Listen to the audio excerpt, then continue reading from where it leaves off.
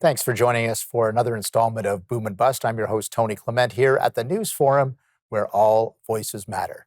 Our guest today is Mark Borkowski. He is the president of Mercantile Mergers and Acquisitions Corporation in Toronto. It's a good time to get an assessment of Canadian business as 2023 closes out. Welcome to the program, Mark. Thank you very much, Tony. Thank you for having me. Oh, it's my pleasure. You've been in this business for something like 36 years. So tell us a little bit about that and some of the long-term trends that you see.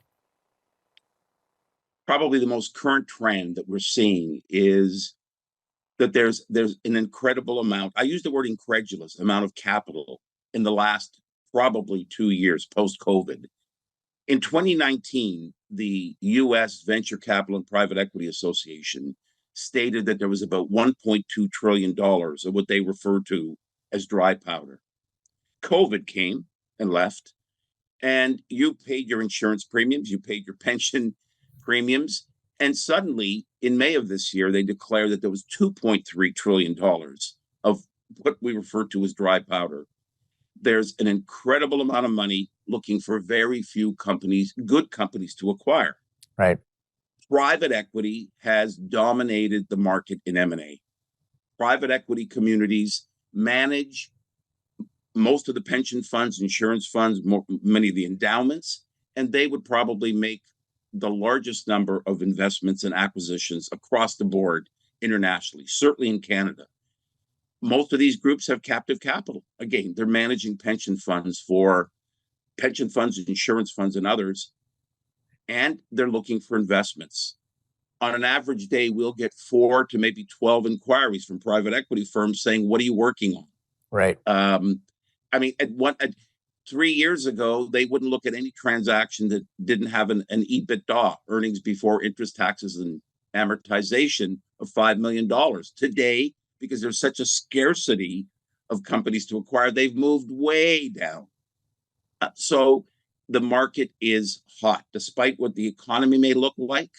Interest rates have still moved up, Right. but all this money is got to be placed. At some point, these insurance companies and pension funds have to get their returns. Right. So the private equity era right now is dominating the market. Previously, were the strategic buyers. Company comes up for sale, a strategic buyer, competitor, a geographic expansion buyer, an international buyer would acquire that company. Those groups are very slow to react. The private equity groups, like a real estate transaction, can move in and within 8 to 12 weeks, complete their due diligence, do the whole legal process, and acquire the business. And a lot of these strategic organizations in the past have taken 6 months to a year just to get around. Yeah. So we're seeing that as a trend, Tony. But Mark, does that mean that there's a paucity of good deals out there if this money is still sloshing around looking for a place to invest? What's the story there? I mean, there's nothing. I mean, if you reach out to a lot of private business people today who have got any size of mid-market business, I can tell you that all of them have been contacted, maybe by their competitors, by organizations who run family offices, by brokers like me, by competitors, by private equity organizations, by search funders.